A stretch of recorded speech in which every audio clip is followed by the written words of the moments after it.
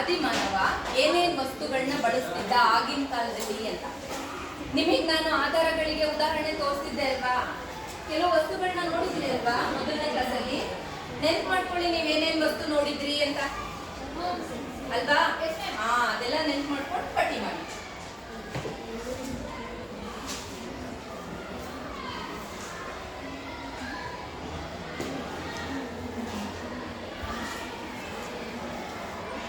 ಮಾಡೋಣ ಮಕ್ಕಳೇ? ಯಾರ್ಯಾರು ಪಟ್ಟಿ ಮಾಡಿದ್ರಿ? ಯಾರು ಹೇಳ್ತೀರಾ? ಯಾರು ಫಸ್ಟ್ ಹೇಳ್ತೀರಾ ಏನ್ ಪಟ್ಟಿ ಮಾಡಿದ್ದೀರಾ ಅಂತ? ಪ್ರೀತಮ್ನ ಬಿಟ್ಬಿಟ್ಟು ಬೇರೆಯವರು ಯಾರು ಪಟ್ಟಿ ಮಾಡಿದ್ದೀರಾ ಹೇಳಿ. ಲಾಸ್ಟ್ ಬೆಂಚ್ ಹೇಳಪ್ಪ ನೀನು. ಹೇಳು, ಏನೇನ್ ಬರ್ದೆ, ಏನೇನ್ ಪಟ್ಟಿ ಮಾಡಿದೆ? ಕಲ್ಲುಗಳನ್ನ ಬಳಸಿರ್ಬೋದು. ಏನು ಬಳಸಿರ್ಬೋದು? ಕಲ್ಲುಗಳನ್ನ. Very good. ಏನು ಬಳಸಿರ್ಬೋದು? ಬೆಂಕಿ ಹಚ್ಚಕ್ಕೆ ಕಲ್ಲುಗಳನ್ನ ಬಳಸಿರ್ಬೋದು. ಹೌದು. ಮತ್ತೆ ಕೂತ್ಕೊಳ್ಳಪ್ಪ. ನೆಕ್ಸ್ಟ್ ಯಾರು ಹೇಳ್ತೀರಾ? ನೆಕ್ಸ್ಟ್ ನೀನ್ ಹೇಳ. ಬಾಣ ಯಾವ್ದ್ರಿಂದ ಮಾಡಿರ್ಬೋದು? ಬಾಣ ಕಬ್ಬಿಣದ ಬಾಣಗಳನ್ನ ಬಳಸಿರ್ಬೋದಾ? ಆಯ್ತು, ಕೂತ್ಕೊಳ್ಳಿ. ಆಯುಧಗಳು ಅನ್ಬೋದಾ? ಆಯುಧಗಳನ್ನ ಬಳಸಿರ್ಬೋದು. ಆಮೇಲೆ ಹೇಳಿದ್ವಿ ಪ್ರಾಣಿಗಳನ್ನ ಬಳಸಿರ್ಬೋದಾ? ಏನು ಬಳಸಿರ್ಬೋದು? ಪ್ರಾಣಿಗಳ ಚರ್ಮವನ್ನ ಬಳಸಿರ್ಬೋದು. ಆಯ್ತು. ಮತ್ತೆ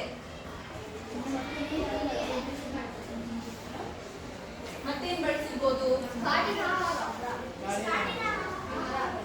ಪ್ರಾಣಿಗಳನ್ನ ಆಹಾರಕ್ಕೋಸ್ಕರನೂ ಬಳಸಿರ್ಬೋದು. ಮತ್ತೆ ಹೇಳಿ. ಮಡಿಕೆ ಕುಡಿಕೆಗಳನ್ನ ಬಳಸಿರ್ಬಹುದು. ಹೌದು. ಮತ್ತೆ ನೆಕ್ಸ್ಟ್ ಇನ್ನೇನೇನ್ ಬಳಸಿರ್ಬೋದು? ಮಣ್ಣಿನ ವಸ್ತುಗಳನ್ನು. ಮಣ್ಣಿನ ಮುಟ್ಟಿ ಅಂದ್ರೆ ಅದೇ ಮಣ್ಣಿನ ವಸ್ತುಗಳು. ಆಯ್ತು. ಮಣ್ಣಿನ ಬೇರೆ ವಸ್ತುಗಳು. ಸರಿ. ಮತ್ತೇನ್ ಬಳಸಿರ್ಬೋದು? ಹೇಳಪ್ಪ. ಬಂಡೆಕಲ್ಲುಗಳಲ್ಲಿ ಮನೆ. ಹೌದಲ್ವಾ? ವಾಸಸ್ಥಾನಕ್ಕೆ ಮನವ ಏನ್ ಬಳಸಿರ್ಬೋದು? ಬಂಡೆಕಲ್ಲುಗಳನ್ನ ಮನೆಯಾಗಿ ಬಳಸಿರ್ಬೋದು. ಗುಹೆಗಳನ್ನ ಬಳಸಿರಬಹುದು. ಹೌದು. ಕೂತ್ಕೊಳ್ಳಿ ಮಕ್ಕಳೇ. ಹೌದಲ್ವಾ? ಮನುಷ್ಯ ಎಷ್ಟೆಲ್ಲ ವಸ್ತುಗಳನ್ನ ಬಳಸಿರ್ಬೋದು. ನೀರು ಎಲ್ಲ ಬಳಸಿರ್ಬೋದು. ಹೌದಲ್ವಾ? ಎಷ್ಟೆಲ್ಲ ವಸ್ತುಗಳನ್ನ ಮನುಷ್ಯ ಬಳಸ್ಕೊಂಡು ಅಲ್ಲಿಂದ ಇಲ್ಲಿ ತನಕ ಜೀವನವನ್ನ ಬೆಳವಣಿಗೆ ಮಾಡ್ಕೊಂತ ಬಂದಿದ್ದಾನೆ. ಹೌದಲ್ವಾ ಮಕ್ಕಳೇ?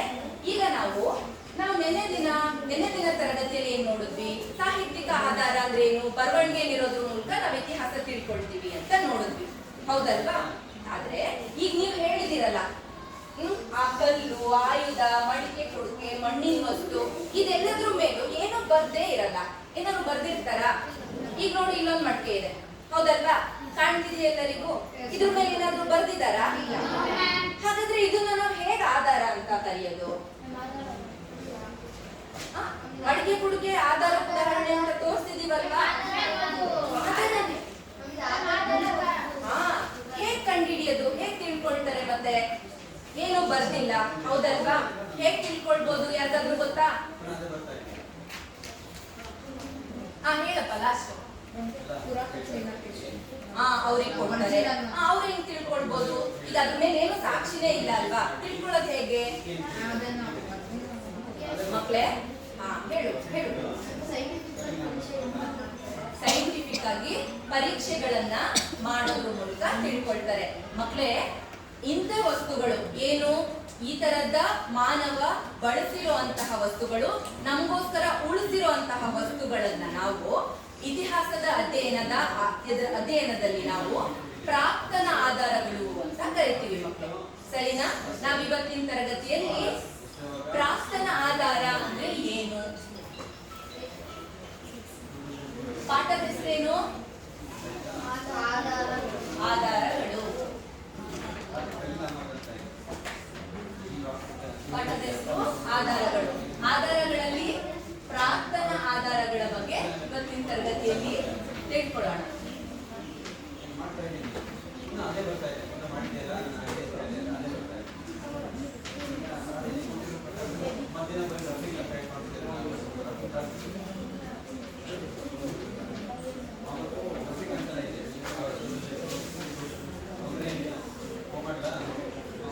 ತರಗತಿಯಲ್ಲಿ ನಾವು ಪ್ರಾಕ್ತನ ಆಧಾರ ಅಂದ್ರೆ ಏನು, ಪ್ರಾಕ್ತನ ಆಧಾರದಲ್ಲಿ ಎಷ್ಟು ವಿಧಗಳಿದ್ದಾವೆ, ಪ್ರಾಕ್ತನ ಆಧಾರದಿಂದ ನಾವು ಇತಿಹಾಸನ ಹೇಗೆ ತಿಳ್ಕೋಬಹುದು, ಅದ್ರ ಮಹತ್ವ ಏನು ಅನ್ನೋದ್ರ ಕುರಿತು ನಾವು ಇವತ್ತಿನ ತರಗತಿಯಲ್ಲಿ ನೋಡೋಣ ಮಕ್ಕಳೇ. ಸರಿನಾ? ಏನ್ ಮಾತು? ಏನ್ರಪ್ಪ ಹೇಳಿ. ಹಿಂದಿನ ತರಗತಿಯಲ್ಲಿ ಏನ್ ತಿಳ್ಕೊಂಡಿದ್ವಿ? ಸಾಹಿತ್ಯಿಕ ಆಧಾರಗಳ ಬಗ್ಗೆ ತಿಳ್ಕೊಂಡಿದ್ವಿ ಅಲ್ವಾ? ಏನಪ್ಪ ಸಾಹಿತ್ಯಿಕ ಆಧಾರ ಅಂದ್ರೆ ಏನಪ್ಪ? ನೀನೇ ಹೇಳ್ಬೇಕು. ಏನಪ್ಪ ಸಾಹಿತ್ಯಿಕ ಆಧಾರ ಅಂದ್ರೆ? ಹೇಳು, ಏನು ಹೇಳು, ಏನಪ್ಪ?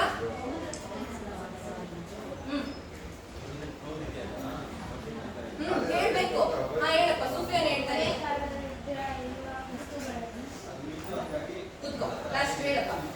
ಬರವಣಿಗೆಯ ರೂಪದಲ್ಲಿರುವ ಭಾರತದ ಚರಿತ್ರೆಯನ್ನು ತಿಳಿಯುವ ಆಧಾರಗಳು ಸಾಹಿತ್ಯಿಕ ಆಧಾರ. ಹೇಳು, ರಿಪೀಟ್ ಮಾಡೋನು ಹೇಳಿದ್ನ ರಿಪೀಟ್ ಮಾಡ್ಬೇಕಲ್ವಾ? ಹೇಳು. ಬರವಣಿಗೆ ರೂಪದಲ್ಲಿರೋದು ಐತಿಹಾಸಿಕ ದಾಖಲೆಗಳನ್ನ ಸಾಹಿತ್ಯಿಕ ಆಧಾರ ಅಂತೇಳಿ ಕರಿತೀವಿ. ಕೂತ್ಕೋ ಅಲ್ವಾ ಮಕ್ಕಳೇ? ತಿಳ್ಕೊಂಡಿದೀವಪ್ಪ ಇದನ್ನ ನಾವು ಎಲ್ಲ ಈ ಕಡೆ ಒಂದ್ಸಲ ಗಮನಿಸಿ. ಈಗ ನಾನು ನಿಮ್ಗೆಲ್ಲ ಈ ಟೇಬಲ್ ಮೇಲೆ ಕೆಲವೊಂದು ವಸ್ತುಗಳನ್ನ ಇಟ್ಟಿದ್ದೀನಿ. ಎದ್ ನಿಂತ್ಕೊಂಡು ನೋಡೋದು ಬೇಡ, ನಾನು ಎಲ್ಲರಿಗೂ ಅವಕಾಶ ಕೊಡ್ತೀನಿ. ಕಾಣಿಸ್ತಿದೆಯಲ್ವಾ? ಟೇಬಲ್ ಮೇಲೆ ಕೆಲವೊಂದು ವಸ್ತುಗಳನ್ನ ಇಟ್ಟಿದ್ದೀನಿ. ಈಗ ನಾನು ನಿಮ್ಮಲ್ಲಿ ಕೆಲವ್ರನ್ನ ಕರಿತೀನಿ, ಕೇಳಿಸ್ಕೊಳ್ಳಿ. ನೀವು ಬಂದು ನೋಡಿ, ಇದರಲ್ಲಿ ಒಂದು ಹಳೆ ವಸ್ತು, ಒಂದು ಇವಾಗ ಬಳಸ್ತಾ ಇರೋ ಹೊಸ ವಸ್ತುನ ಗುರುತಿಸಿ ನನಗೆ ತೋರಿಸ್ಬಿಟ್ಟು ಹೋಗ್ಬೋದು. ಸರಿನಾ? ನಾ ಕರಿತೀನಿ, ಕೈ ಎತ್ತದೆ ನಾ ಕರಿತೀನಿ. ಸರಿನಾ? ಲಾಸ್ಟ್ ಇಂದ ರೆಡ್ ಶರ್ಟ್ ಬಾರಪ್ಪ.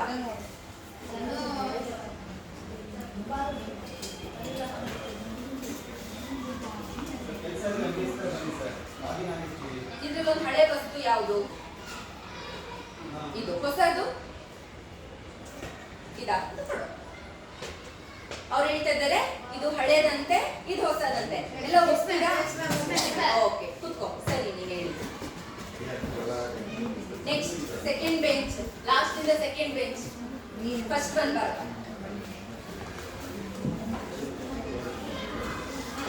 ಒಂದು ಹಳೆ ವಸ್ತು, ಒಂದು ಹೊಸ ವಸ್ತು ತಗೊಳ್ಬೇಕು. ಏನಿದು? ಹಳೆದ ಹೊಸದ? ಹಳೆ ವಸ್ತು. ಓಕೆ. ಇದು ಹೊಸ ವಸ್ತು. ಓಕೆ. ನೆಕ್ಸ್ಟ್ ಯಾರು? ಗರ್ಲ್ಸ್ ಇಂದ ಬನ್ನಿ. ಬಾ, ಕರೀತೀನಿ.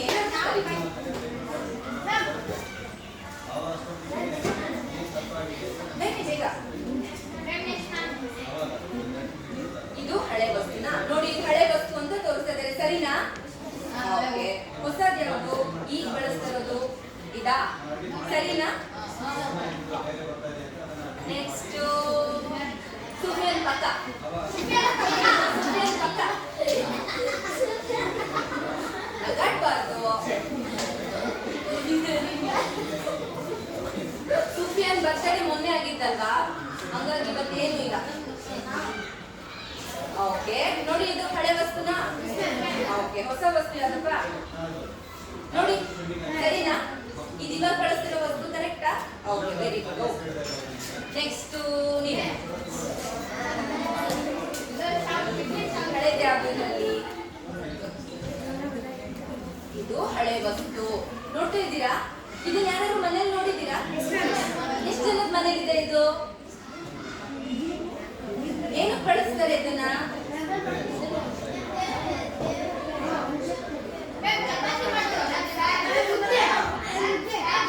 ಇದನ್ನ ಮುದ್ದೆ ಮಾಡಕ್ಕೆ ಬಳಸ್ತಾರೆ. ಮುದ್ದೆ ಮಾಡೋರ್ ಮನೇಲಿ ಮುದ್ದೆನ ಮುಂಡೆ ಕಟ್ಟಕ್ಕಂತ ಬಳಸ್ತಾರೆ. ಇವಾಗೆಲ್ಲ ಇಲ್ಲಿ ಎಲ್ಲರ ಮನೇಲೂ ಸಿಗೋದಿಲ್ಲ ಅಲ್ವಾ? ಇದು ಹಳೆ ವಸ್ತುನೇ. ಹೊಸ ವಸ್ತು ಯಾವುದು? ಇದು ಹೊಸ ವಸ್ತು. ಸರಿನಾ? ಓಕೆ. ನೆಕ್ಸ್ಟ್ ಬಾ, ಇನ್ನೇ ಬಾ. ಇದು ಹೊಸ ವಸ್ತು ಅಂತೆ. ಇದು ಹಳೆ ವಸ್ತು. ಸಾಕು ಸಾಕು. ಈಗ ಎಲ್ಲರಿಗೂ ಲಾಸ್ಟಿಗೆ ಮುಟ್ಟಿ ನೋಡಕ್ಕೆ ನಾನು ಚಾನ್ಸ್ ಕೊಡ್ತೀನಿ. ಓಕೆನಾ? ಪಾಠನ ಸೈಲೆಂಟ್ ಆಗಿ ಕುತ್ಕೊಂಡು ಕೇಳಿಸ್ಕೊಂಡ್ರೆ ಮಾತ್ರ ಆಗುತ್ತಾ? ಸರಿನಾ? ಓಕೆ ಮಕ್ಕಳೇ, ಈಗ ನೀವು ಏನ್ ಮಾಡಿದ್ರಿ? ಹಳೆ ವಸ್ತು ಒಂದ್ ಕಡೆ, ಹೊಸ ವಸ್ತು ಎಲ್ಲ ಒಂದ್ ಕಡೆ, ನೀವೇ ಅದನ್ನ ಡಿವೈಡ್ ಮಾಡಿದ್ರಿ. ಹೌದಲ್ವಾ? ಈ ಹಳೆ ವಸ್ತುಗಳನ್ನ ಕೇಳಿಸ್ಕೊಳ್ಳಿ. ಕೇಳಿಸ್ಕೊಳ್ಳಿ, ನಗಾಡ್ಬಾರ್ದು. ಸುಫಿಯಾನ್, ನಗಬಾರ್ದು, ನಗಾಡ್ಬಾರ್ದು, ಕೇಳಿಸ್ಕೊಬೇಕಾ? ಕ್ವಶನ್ ಕೇಳಿದಾಗ ಉತ್ತರ ಹೇಳಿಲ್ಲ ಅಂತಂದ್ರೆ ಏನ್ ಮಾಡೋದು? ಸರಿ ಸರಿ ಆಯ್ತು. ಈಗ ನೀವು ಹಳೆ ವಸ್ತುನೆಲ್ಲ ಒಂದ್ ಕಡೆ ಜೋಡಿಸಿದ್ರಿ ಅಲ್ವಾ ಮಕ್ಕಳೇ? ಇದನ್ನ ನಾವು, ಈ ಹಳೆ ವಸ್ತುಗಳನ್ನ ನಾವು ಪ್ರಾಕ್ತನ ಅಂತ ಕರಿತೀವಿ. ಏನು ಈ ಪ್ರಾಕ್ತನ ಅಂದ್ರೆ? ಪದದ ಅರ್ಥ ಏನು ಮಕ್ಕಳೇ?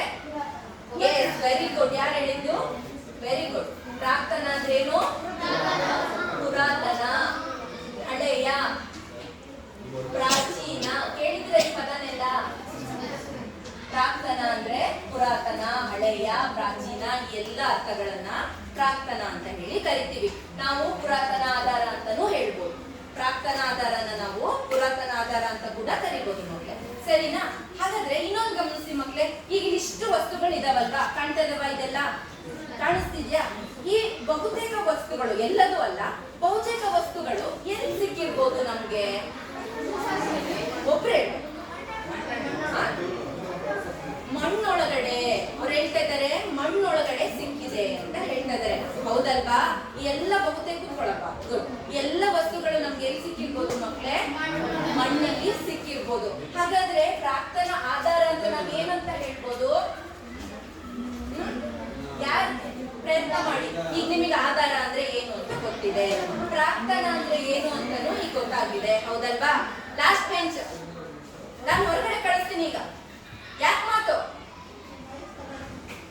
ಉತ್ತರ ನೀವೇ ಕೊಡ್ಬೇಕೀಗ. ಕೈ ಇಳಿಸ್ಬಿಟ್ಟು ಪ್ರಾಕ್ತನ ಆಧಾರ ಅಂದ್ರೆ ಏನು ಹೇಳ್ತೀನಿ.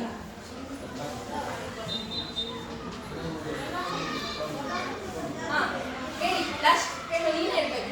ನೀನ್ ಹೇಳಿ. ಪ್ರಾಕ್ತನ ಆಧಾರ ಅಂದ್ರೆ? ಪ್ರಾಕ್ತನ ಆಧಾರ ಅಂದ್ರೆ ಹಳೆ ಕಾಲದ ವಸ್ತುಗಳು, ಪ್ರಾಚೀನ ಕಾಲದ ವಸ್ತುಗಳು, ಚಿನ್ನಾಭರಣಗಳು ನಮ್ಮ ಭೂಮಿಯಲ್ಲಿ ಸಿಗೋದನ್ನು ಪ್ರಾಕ್ತನ ಆಧಾರ ಅಂತ ಹೇಳಿ ಕರಿತೀವಿ. ಏನ್ ಮಕ್ಕಳೇ? ಭೂಮಿಯಲ್ಲಿ ಸಿಗುವಂತಹ ವಸ್ತುಗಳು. ಅದು ಹೇಗ್ ಸಿಗ್ಬೋದು? ಭೂಮಿಯನ್ನ ಅಗೆಯೋದ್ರಿಂದ, ಭೂಮಿ ಒಳಗಡೆ ಇರುವಂತಹ, ಭೂಮಿಯ ಗರ್ಭದಲ್ಲಿ, ಒಡಲಲ್ಲಿ ಇರುವಂತಹ ವಸ್ತುಗಳನ್ನ ನಾವು ಏನಂತ ಕರಿಬಹುದು? ಪ್ರಾಕ್ತನ ಆಧಾರಗಳು ಅಂತ ಹೇಳಿ ಕರಿಬಹುದು. ಏನಂತ ಹೇಳ್ಬೋದು ಅಂದ್ರೆ ಸಂಶೋಧನೆ ಮತ್ತು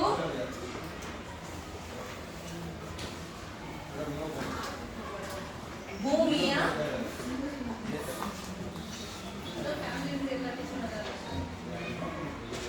ಭೂಮಿಯನ್ನು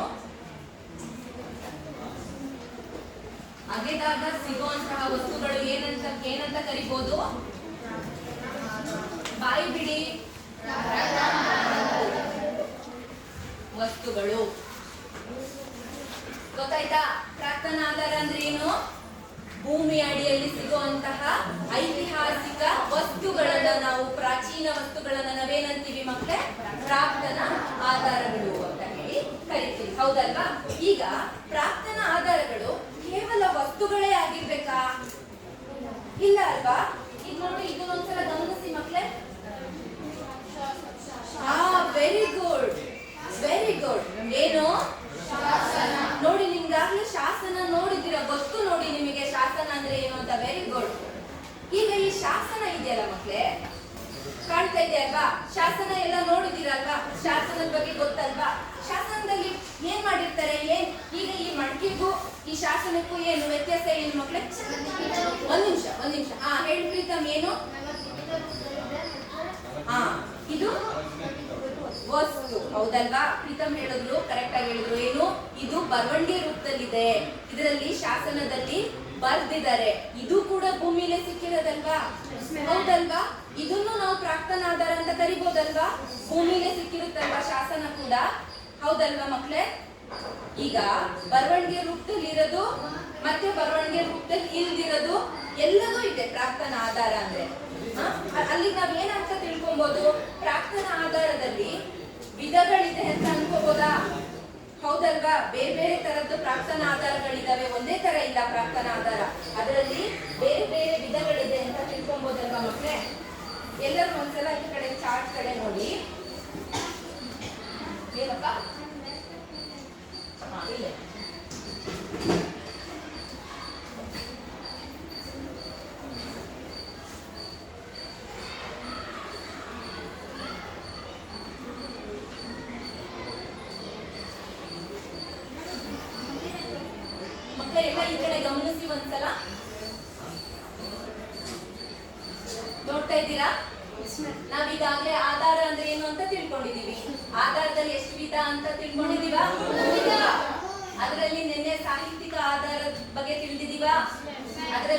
ವಿಧ?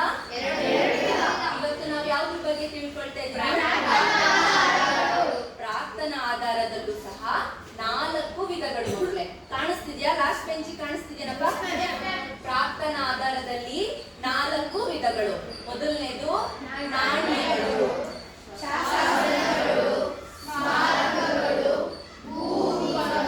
ಉತ್ಖನನಗಳು. ನೋಡುದ್ರಾ ಎಷ್ಟು ವಿಧ? ಪ್ರಾಕ್ತನ ಆಧಾರದಲ್ಲಿ ಮಕ್ಕಳೇ 4 ವಿಧ. ಶಾಸನಗಳು, ನಾಣ್ಯಗಳು, ಸ್ಮಾರಕಗಳು ಮತ್ತೆ ಭೂ ಉತ್ಖನನಗಳು. ಇದರಲ್ಲಿ ನಾವು ಇವತ್ತು ಶಾಸನಗಳು ಅಂದ್ರೆ ಏನು ಅಂತ ನೋಡೋಣ.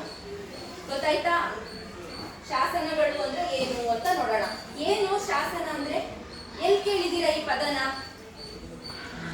ನನ್ನ ಮಾತೆ ಶಾಸನ ಕೇಳಿಲ್ವಾ? ಎಲ್ಲಿ ಕೇಳಿದೀರಾ? ಬಾಹುಬಲಿ ಪಿಕ್ಚರಲ್ಲಿ ಕೇಳಿದೀರಾ? ಎಲ್ಲ ಟಿವಿ ಜಾಸ್ತಿ ನೋಡ್ತೀರಲ್ವಾ? ಏನು ಹಂಗಂದ್ರೆ ಏನು? ಶಾಸನ ಅಂದ್ರೆ ಏನು? ಯಾರಿಗ್ ಗೊತ್ತು? ಕೈ ಎತ್ತಬೇಕು. ಯಾರಿಗೂ ಶಾಸನ ಅಂದ್ರೆ? ಹೇಳು ನೀನು. ನನ್ ಮಾತೇ ನಡಿಬೇಕು, ರೂಲ್ಸ್, ಹೌದಲ್ವಾ? ಕುತ್ಕೋ. ಮತ್ತೆ ಇನ್ನೇನು ಶಾಸನ ಅಂದ್ರೆ? ಹೆಣ್ಮಕ್ಳು ಬಾಯಿ ಬಿಡಿ, ಮಾತಾಡಿ. ಏನು ಶಾಸನ ಅಂದ್ರೆ ಗೊತ್ತಿಲ್ವಾ? ಸುಫಿಯನ್, ಏನು ಶಾಸನ ಅಂದ್ರೆ? ಅದೇ ಅವನು ಅದೇ ಹೇಳಿದ್ದು. ನಾನೇನ್ ಹೇಳ್ತೀನಿ ಅದೇ ನಡಿಬೇಕು, ರೂಲ್ಸ್. ಕಾನೂನು ಅನ್ಬೋದಾ? ನಾವ್ ಇವತ್ತಿನ ಭಾಷೆಯಲ್ಲಿ ಏನ್ ಅನ್ಬೋದು? ಶಾಸನ ಅಂದ್ರೆ ಏನ್ ಅನ್ಬೋದು? ಕಾನೂನು ಅನ್ಬೋದಾ? ಹಾ, ರೂಲ್ಸ್, ಹೌದಲ್ವಾ? ಇವತ್ತು ರೂಲ್ಸ್ ಕಾನೂನು ಅಂತೀವಿ, ಆದ್ರೆ ಅವಾಗಿನ ಕಾಲದಲ್ಲಿ ಅದನ್ನ ಆದೇಶ ಅಂತೀವಿ. ಹೌದಾ? ಯಾವ್ದಾದ್ರು ವಿಚಾರದ ಕುರಿತು ಕೊಡುವಂತಹ ಆದೇಶನ ನಾವೇನಂತೀವಿ? ಶಾಸನ ಅಂತ ಹೇಳಿ ಕರಿತೀವಿ. ಏನಂತ ಹೇಳ್ಬೋದು ಹೇಳಿ? ಶಾಸನ ಅಂದ್ರೆ ಏನು? ರೂಲ್ಸ್, ಆದೇಶ, ರಾಜಾಜ್ಞೆ ಹೇಳ್ಬೋದಾ? ಹಂಗಂತ ಶಾಸನ ಅಂದ್ರೆ ಹಂಗಂತ ಹೇಳ್ಬೋದಾ? ಈಗ ನಾನ್ ಕೇಳ್ತಿರೋದು, ಈಗ ನಿನ್ನೆ ನಾವು ಸಾಹಿತ್ಯಿಕ ಆಧಾರ ನೋಡಿದ್ವಿ ಅಲ್ವಾ ಮಕ್ಕಳೇ? ಏನಿದು? ಇದು ಯಾವ್ದಕ್ಕೆ ಉದಾಹರಣೆ ಆಗುತ್ತೆ? ಇದು ಸಾಹಿತ್ಯಿಕ ಆಧಾರ ಉದಾಹರಣೆ, ಹೌದಾ? ಇದು ಏನಿದು? ಶಾಸನ. ಈಗ ಇದ್ರಲ್ಲೂ ಬರವಣಿಗೆ ರೂಪದಲ್ಲಿದೆ ಅಲ್ವಾ? ಇದ್ರಲ್ಲೂ ಬರವಣಿಗೆ ರೂಪದಲ್ಲೇ ಇರುತ್ತಾನೆ. ಹಾಗಾದ್ರೆ ನಾವ್ ಯಾಕೆ ಇದನ್ನ ಸಾಹಿತ್ಯಿಕ ಆಧಾರ ಅನ್ನಲ್ಲ? ಒಬ್ರೆ ಯಾರಿಗ್ ಗೊತ್ತು ಅವ್ರು. ಯಾಕೆ ಇದನ್ನು ನಾವು ಸಾಹಿತ್ಯಿಕ ಆಧಾರ ಅಂತ ಕರಿಬಹುದು ತಾನೆ? ಯಾಕೆ ಇದನ್ನ ಮಾತ್ರ ನಾವು ಸಾಹಿತ್ಯಿಕ ಆಧಾರ ಪುಸ್ತಕ ಅಂತೀವಿ, ಇದನ್ನ ಶಾಸನ ಅಂತೀವಿ? ಇದು ಸಾಹಿತ್ಯಿಕ ಆಧಾರ, ಇದು ಪುರಾತತ್ವ ಆಧಾರ ಯಾಕೆ ಹಂಗಂತೀವಿ? ಏನ್ ಡಿಫ್ರೆನ್ಸ್? ಎರಡೂ ಬರವಣಿಗೆ ರೂಪದಲ್ಲೇ ಇದೆ ಅಪ್ಪ. ಏನ್ ಡಿಫ್ರೆನ್ಸ್? ಯಾರು ಹೇಳ್ತೀರಾ? ಹೇಳ್ದೋರೆ ಬೇಡ, ಬೇರೆ ಪ್ರಯತ್ನ ಮಾಡಿ, ತಪ್ಪಾದ್ರೂ ಪರವಾಗಿಲ್ಲ, ನಾನು ಸರಿ ಮಾಡ್ಕೊಡ್ತೀನಿ. ಯಾರು ಪ್ರಯತ್ನ ಮಾಡಿ. ಸೂಫಿಯನ್, ಹೇಳು ಸೂಫಿಯನ್. ಇದು ಶಾಸನ. ಹೇಳಿ. ಇದು ಸ್ಟೀಲಾ? ಸ್ಟೀಲ್, ಹೌದು. ಎಸ್, ಸುಫಿಯಾನ್ ಗುಡ್ ಪಾಯಿಂಟ್ ಹೇಳ್ದ. Very good Sufiyan. ಕುತ್ಕೋ. ಏನ್ ಹೇಳಿದ್ರು? ಇದನ್ನ ಯಾವ್ದು ಸಾಹಿತ್ಯಿಕ ಆಧಾರಗಳನ್ನ ಮಕ್ಕಳು ಎಲ್ಲಿ ಬರ್ದಿದ್ದಾರೆ? ಹಾಳೆಗಳ ಮೇಲೆ ಬರ್ದಿದ್ದಾರೆ. ಆದ್ರೆ ಶಾಸನಗಳನ್ನ ಕೇಳಿಸ್ಕೊಳ್ಳಿ, ಶಾಸನಗಳನ್ನ ಕಲ್ಲುಗಳ ಮೇಲೆ, ಲೋಹಗಳು, ಈಗ ಸ್ಟೀಲ್ ಅಂದ್ರಲ್ವಾ? ಸ್ಟೀಲು, ಕಬ್ಬಣ, ಬೆಳ್ಳಿ, ಚಿನ್ನ, ಇದನ್ನೆಲ್ಲ ನಾವು ಲೋಹಗಳು ಅಂತ ಕರಿತೀವಿ.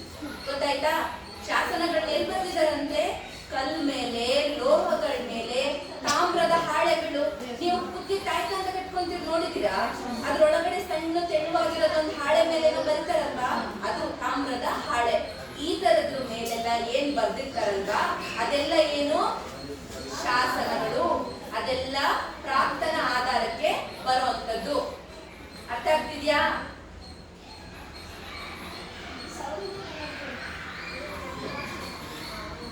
ಯಾರಿಗ ಗಲಾಟೆ ಮಾಡ್ತಿದ್ದೀರಾ? ಇದನ್ನ ಯಾರಿಗೂ ನೋಡಕ್ ಕೊಡೋದಿಲ್ಲ. ಲಾಸ್ಟಿಗೆ ಯಾರು ಸೈಲೆಂಟ್ ಆಗಿ ಪಾಠ ಕೇಳ್ತೀರಾ ಅವ್ರಿಗೆ ಮಾತ್ರ ಕೊಡೋದಿದೆಲ್ಲ ನೋಡಕ್ಕೆ. ನೋಡ್ತೀನಿ ನಾನಿವಾಗ ಯಾರು ಮಾತಾಡ್ತೀರಾ ಅಂತ ನಾನು ಅಬ್ಸರ್ವ್ ಮಾಡ್ತಾ ಇರ್ತೀನಿ. ಇವಾಗಿಲ್ಲ ನೋಡಕ್ಕೂ ಕೊಡಲ್ಲ, ಮುಟ್ಟಕ್ಕೂ ಕೊಡಲ್ಲ ನಾನು. ಈಗ ಹೇಳಿ, ಏನು ಶಾಸನ ಅಂದ್ರೆ ಏನು? ಶಾಸನ ಅಂದ್ರೆ ಏನು? ಸರಿ, ರೂಲ್ ಸರಿ. ಈಗ ಹೇಳಿದ್ನಲ್ಲ, ಶಾಸನಗಳನ್ನ ಎಲ್ಲೆಲ್ಲಿ ಕೆತ್ತಿರ್ತಾರೆ? ಮೂರನೇ ಹೇಳಪ್ಪ. ಲೋಹಗಳು, ಆಮೇಲೆ ಲೋಹಗಳು, ಕುತ್ಕೊಳಪ್ಪ. ಆಮೇಲೆ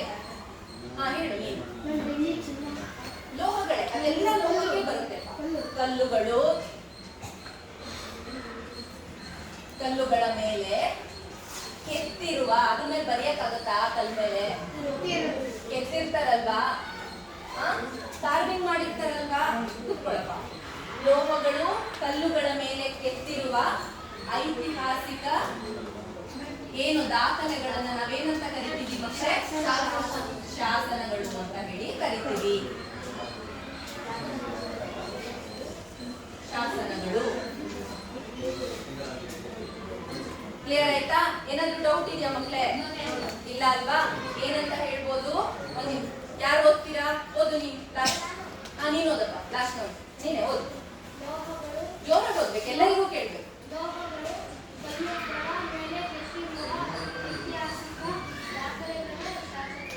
ಶಾಸನಗಳು. ಗೊತ್ತಾಯ್ತಾ? ಐತಿಹಾಸಿಕ ದಾಖಲೆಗಳೇ ಶಾಸನಗಳು ಅಂತ ಹೇಳ್ತೀವಿ. ಹಾಗಾದ್ರೆ ಈ ಶಾಸನಗಳು ನಿಮಗೆ ಯಾವ್ದಾದ್ರು ಶಾಸನದ ಹೆಸರು ಗೊತ್ತಾ? ಉದಾಹರಣೆಗೆ ಯಾರು ಹೇಳಿದ್ದು? ಎಲ್ಲಿಂದ? ಯಾವುದು? ಹಲ್ಮಿಡಿ ಶಾಸನ. ಏನದು ಹಲ್ಮಿಡಿ ಶಾಸನ? ಎಲ್ಲಿದೆ? ಎಲ್ಲಿ ಸಿಕ್ತಂತೆ? ಯಾವ ಊರಲ್ಲಿದೆ ಅಂತ ಹೇಳು. ಹೇಳು, ನೀನು ಹೇಳ್ತಿದ್ಯಾ? ಕರೆಕ್ಟಾಗಿ ಹೇಳ್ತಿದ್ಯಾ? ಹೇಳು. ಹೇಳ್ತೀನಿ, ನಾನು ಹೇಳ್ತಿದ್ದಾನಲ್ವಾ? ಹೇಳಪ್ಪ, ಯಾವ ಊರಲ್ಲಿದೆ ಕೇಳಿದ್ಯಾ? ಇಲ್ವಾ? ಹಲ್ಮಿಡಿ ಶಾಸನ ಅಂತ ಗೊತ್ತಾ? ಕೂತ್ಕೋ. ಲಾಸ್ಟ್. ಬೇಲೂರು. ಬೇಲೂರು ಎಲ್ಲಿರೋದು? ದೂರ ಅಲ್ಲ ತುಂಬಾ? ಇಲ್ವಾ? ಇಲ್ಲೇನಾ? ಗೊತ್ತಾ ಎಲ್ಲರಿಗೂ? ಕೂತ್ಕೋ. ಬೇಲೂರಿನ ಹಲ್ಮಿಡಿ ಶಾಸನ ಕೇಳಿದ್ದೀರಾ? ಅದನ್ನ ಏನಂತಾರೆ? ಇಲ್ಲಿ ತನಕ ಕನ್ನಡದ ಮೊಟ್ಟ ಮೊದಲ ಶಾಸನ ಅಂತ ಹೇಳಿ ಕರೀತಾರೆ. ಅಷ್ಟು ಕೇಳಿದ್ದೀರಾ ಅಲ್ವಾ ಮಕ್ಕಳೇ? ಎಲ್ಲ ಒಂದ್ಸಲ ಈ ಕಡೆ ಗಮನಿಸಿ.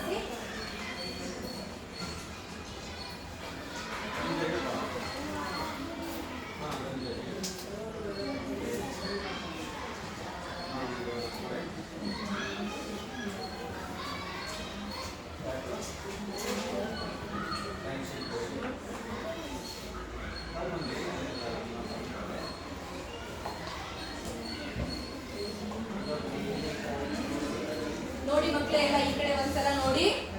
ಇಲ್ಲಿ ಕಾಣಿಸ್ತಿದ್ಯಾ? ಎಲ್ಲರಿಗೂ ಕಾಣಿಸ್ತಿದ್ಯಾ? ನಿಮಗೆ ಕಾಣಿಸ್ತಿದ್ಯಾ? ಆ ಕಡೆಯಿಂದ ಬೆಳಕು ಬಿಡ್ತಾ ಇದ್ಯಾ? ಕಾಣಿಸ್ತಿದೆ ಅಲ್ವಾ? ಇದು ಏನು? ಹಲ್ಮಿಡಿ ಶಾಸನ. ಇದು ಕಾಣಿಸ್ತಿದೆ ಅಲ್ವಾ ನಿಮಗೆ?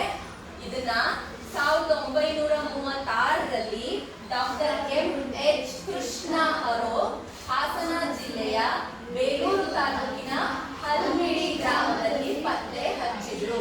ಯಾರು ಕೃಷ್ಣ ಅವರು ಅಂದ್ರೆ?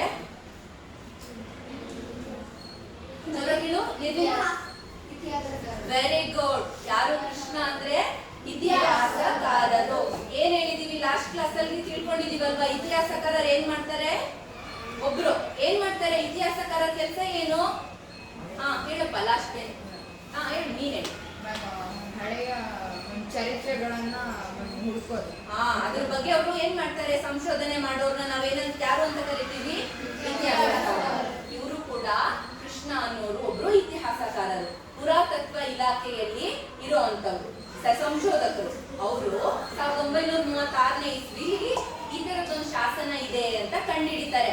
ಆದ್ರೆ ಮಕ್ಕಳೇ, ಇದಕ್ಕಿಂತ ಮುಂಚೆ ಹಲ್ಮಿಡಿ ಶಾಸನ ಇದೆಯಲ್ಲ, ಈ ಶಾಸನ, ಇದು ಶಾಸನ ಅಂತ ಊರಿನವರಿಗೆ ಗೊತ್ತಿರ್ಲಿಲ್ವಂತೆ. ಊರಲ್ಲಿ, ಹಳ್ಳಿ ಒಳಗೆ, ಹಲ್ಮಿಡಿ ಹಳ್ಳಿಲಿ ಅದನ್ನ ದನಕರುಗಳನ್ನ ಕಟ್ಟೋ ಕಲ್ಲಾಗಿ ಬಳಸ್ತಾ ಇದ್ರಂತೆ. ಆಯ್ತಾ? ಆಮೇಲೆ 1936ರಲ್ಲಿ ಇವ್ರು ಅದನ್ನ ಕಂಡು ಹಿಡಿದು ಇದೊಂದು ಶಾಸನ ಅಂತ ಹೇಳಿ ಅದನ್ನ ಪತ್ತೆ ಹಚ್ಚಿದ್ದಾರೆ. ಅದಾದ್ಮೇಲೆ ಇದು ಕದಂಬರ ವಂಶದಲ್ಲೇ ಸ್ಥಾಪನೆ ಆಗಿದ್ದಂತೆ. ಇದ್ರ ಮೇಲೆ ಏನೋ ಬರ್ದಿದ್ದಾರೆ, ಕಾಣಿಸ್ತಿದ್ಯಾ? ಅದೇನು ಅಂತ ನಮಗೆ ಓದಕ್ಕಾಗಲ್ಲ, ಆದ್ರೆ ಸಂಶೋಧಕರು ಅದನ್ನ ಪತ್ತೆ ಹಚ್ಚಿದ್ದಾರೆ. ಇದು ಈ ಕಲ್ಲಲ್ಲಿ ಕದಂಬ ವಂಶದ ಬಗ್ಗೆ ಬರ್ದಿದಾರಂತೆ. ಆ ವಂಶದ ಬಗ್ಗೆ ಬರ್ದಿದ್ದಾರೆ ಅಂದ್ರೆ ಈಗ ಅದರ ಕಾಲದ್ದೇ ಅಂತ ನಾವು ತಿಳ್ಕೊಬೋದಲ್ವಾ? ಹಾಗೆ ಇದು 4 ಅಡಿ ಎತ್ತರ ಇದೆಯಂತೆ. 4 ಅಡಿ ಅಂದ್ರೆ ಒಂದಿಷ್ಟು ಎತ್ತರ ಅನ್ಕೊಂಡು, ಇಷ್ಟೆತ್ತರ ಇದೆಯಂತೆ ಕಲ್ಲು. ಸರಿನಾ? ಇದರಲ್ಲಿ 16 ಸಾಲಲ್ಲಿ ಬರ್ದಿದ್ದಾರೆ. ಇಲ್ಲಿ ಸಾಲುಗಳನ್ನ ನೀವು ಲೆಕ್ಕ ಹಾಕಿದ್ರೆ 16 ಸಾಲು ಸಿಗುತ್ತೆ ಇದರಲ್ಲಿ ನಿಮಗೆ ಓದಕ್ಕೆ. ಇದು ಹಳೆಗನ್ನಡದಲ್ಲಿ ಇದೆ. ಇದು ನಾವೆಲ್ಲ ಓದಿ ಬರೀತಿದೀವಲ್ವಾ ಮಕ್ಕಳೇ? ಆ ಕನ್ನಡದಲ್ಲಿ ಇದೆ. ಯಾವ ಭಾಷೆಯಲ್ಲಿದೆ ಇದು? ಹಳೆಗನ್ನಡ ಲಿಪಿಯಲ್ಲಿ ಇದೆ ಇದು. ಸರಿನಾ? ಲಿಪಿ ಅಂತ ಕೇಳಿದ್ದೀರಾ? ಕೇಳಿಲ್ವಾ? ಭಾಷೆ ಅಂತ ಕೇಳಿದ್ಯಾ? ಲಿಪಿ ಅಂದ್ರೆ ಏನು, ಭಾಷೆ ಅಂದ್ರೆ ಏನು ಅಂತ ಗೊತ್ತಾ? ಯಾರಿಗೂ ಗೊತ್ತಿಲ್ವಾ ಮಕ್ಕಳೇ? ನಾವು ಮಾತಾಡ್ತೀವಲ್ವಾ ಅದು ಭಾಷೆ, ಬರಿತೀವಲ್ಲ ಬರವಣಿಗೆಯಲ್ಲಿ ಅದು ಲಿಪಿ. ಈಗ ನಾವು ಬಾಯಲ್ಲಿ ಹೇಳೋದ್ನೆಲ್ಲ ಬರೆಯಕ್ಕಾಗುತ್ತಾ? ಈಗ ನಾನು ಮಾಡ್ತೀನಿ, ಬರೀರಿ ಇದನ್ನ, ಆಗುತ್ತಾ? ಇಲ್ಲ ಅಲ್ವಾ? ಹಾಗೆ ಕೆಲವೊಂದು ಭಾಷೆಗಳಿದೆ ಅಲ್ವಾ, ಬರೀ ಅದು ಮಾತಾಡ್ತೀವಿ ಅಷ್ಟೇ, ಆದ್ರೆ ಅದಕ್ಕೆ ಅ ಆ ಇ ಇಲ್ಲ, ಬರವಣಿಗೆ ರೂಪದಲ್ಲಿ ಅದಿಲ್ಲ. ಉದಾಹರಣೆಗೆ ಕೊಡವ ಭಾಷೆ ಕೇಳಿದ್ದೀರಾ? ಕೂರ್ಗು ಕೇಳಿದ್ದೀರಾ? ಕೊಡಗು ಕೇಳಿದ್ದೀರಾ? ಅಲ್ಲಿ ಕೊಡವ ಅಂತ ಒಂದು ಭಾಷೆ ಮಾತಾಡ್ತಾರೆ, ಅವರು ಬರೀ ಮಾತಾಡ್ತಾರೆ, ಬಟ್ ಅವರಿಗೆ ಬರವಣಿಗೆ ರೂಪದಲ್ಲಿ ಅಕ್ಷರಗಳಿಲ್ಲ ಆ ಮಾತಿಗೆ. ಗೊತ್ತಾಗ್ತಿದ್ಯಾ? ಅರ್ಥ ಆಯ್ತಾ? ಗೊಂದಲ ಆಯ್ತಾ?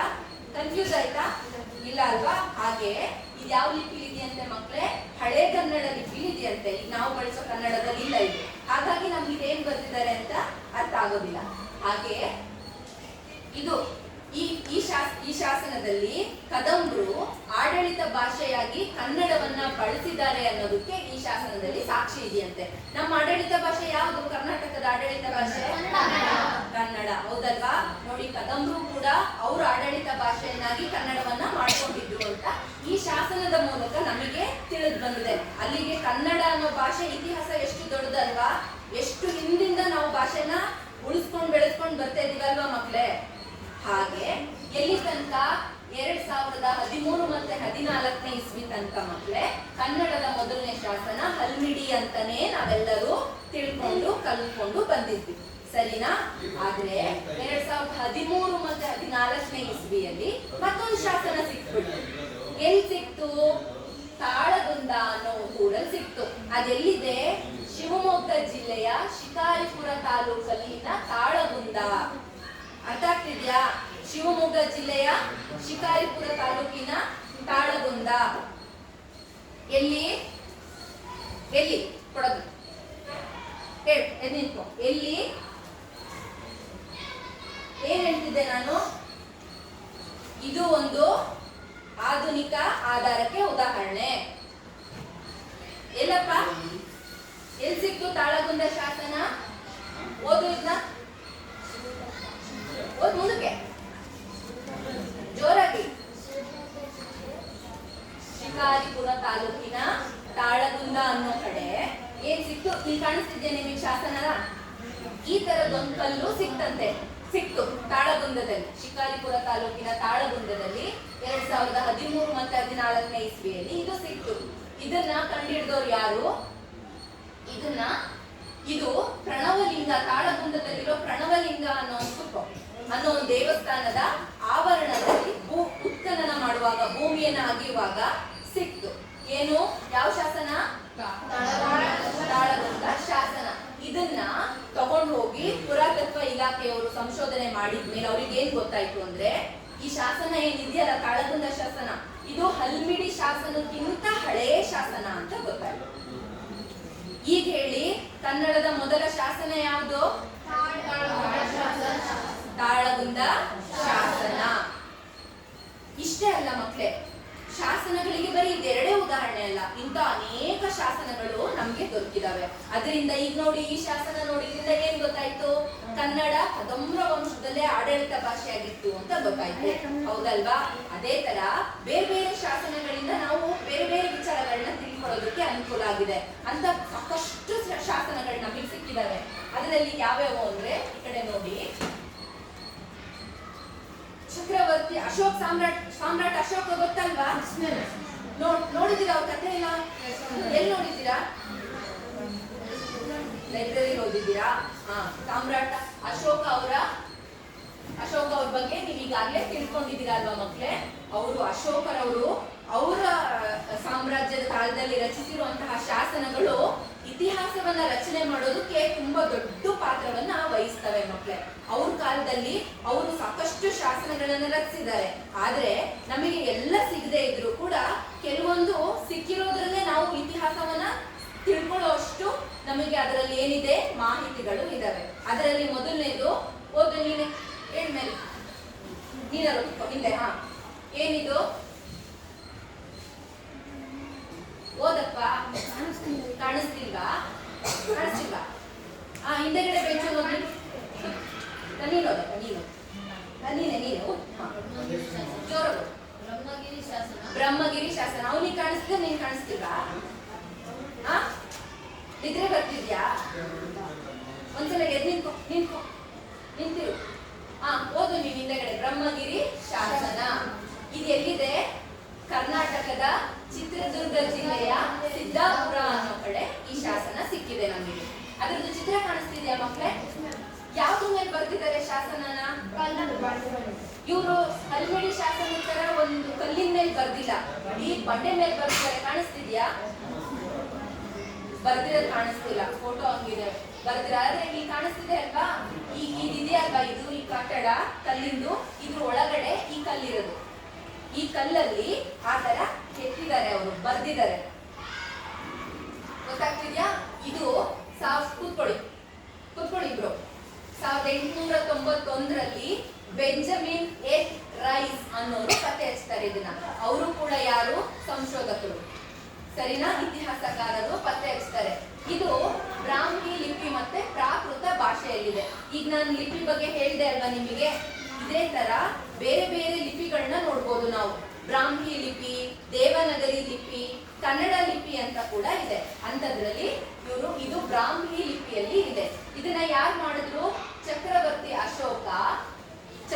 ಅಶೋಕ ಇದ್ರಲ್ವಾ? ಅಶೋಕನ ಶಾಸನಗಳೇ ಇವೆಲ್ಲ. ಗೊತ್ತಾಗ್ತಿದ್ಯಾ? ಚಕ್ರವರ್ತಿ ಅಶೋಕ ಅವರು ಬೌದ್ಧ ಧರ್ಮವನ್ನ ಸ್ವೀಕರಿಸಿದ್ರಲ್ವಾ? ಸ್ವೀಕರಿಸಿ ಅವರು ತಮ್ಮ ಧರ್ಮವನ್ನ ಪ್ರಚಾರ ಮಾಡೋದಕ್ಕೆ ಅಂತ ಹೊರಟಾಗ ಈ ಶಾಸನವನ್ನ ಬರೆದ್ರಂತೆ.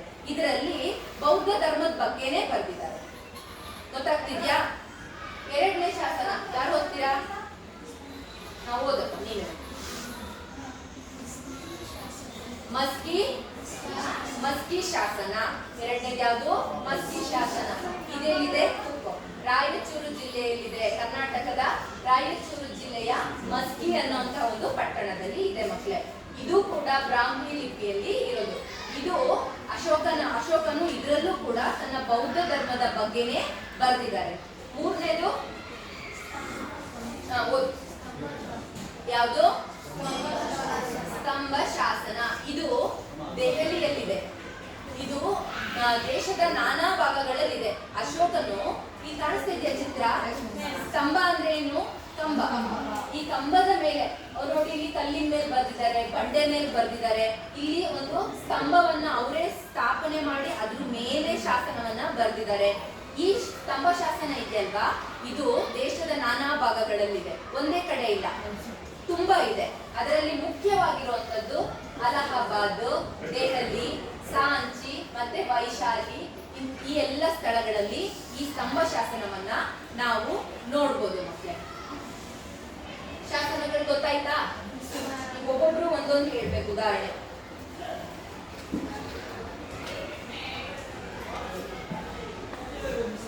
ಯಾರು ಹೇಳ್ತೀರಾ? ಹೇಳು.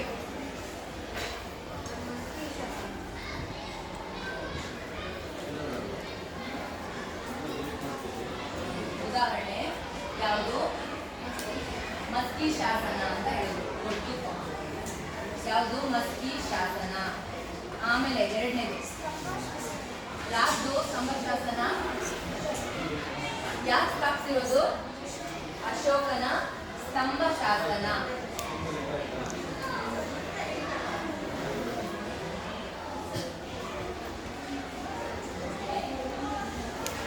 ಆಮೇಲೆ ಮತ್ತೆ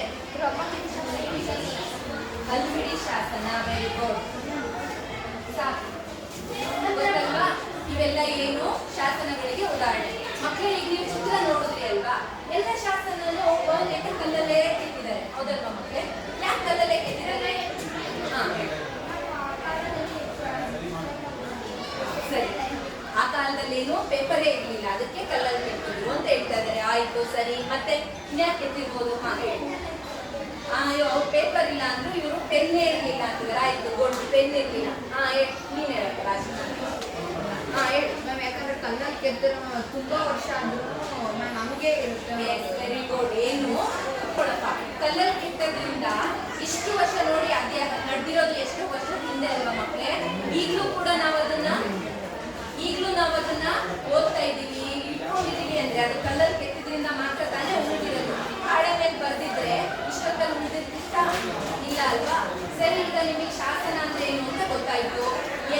ಯುದ್ಧದಲ್ಲಿ ಗೆದ್ದಿದ್ದಾರೆ ಅಂತ ಗೊತ್ತಾಯ್ತು. ಸರಿ, ಈಗ ಶಾಸನಗಳಿರೋದ್ರಿಂದ ನಾವು ಇತಿಹಾಸ ಹೇಗೆ ತಿಳ್ಕೋಬಹುದು? ಹೇಗೆ ಇತಿಹಾಸ ರಚಿಸಕ್ಕಾಗುತ್ತೆ ಶಾಸನದಿಂದ? ಹೇಗೆ ರಚಿಸ್ಬೋದು? ಹೇಳಿ. ಏನಂದ್ರೆ ನಮ್ಮ ಆಗಿನ ರಾಜ ಮನೆತನಗಳು ಯಾರು ಹೇಗೆ ಆಡಳಿತ ನಡೆಸ್ತಾ ಇದ್ರು, ಮತ್ತೆ ಅವ್ರ ಹತ್ರ ಹೇಗೆ ಧನ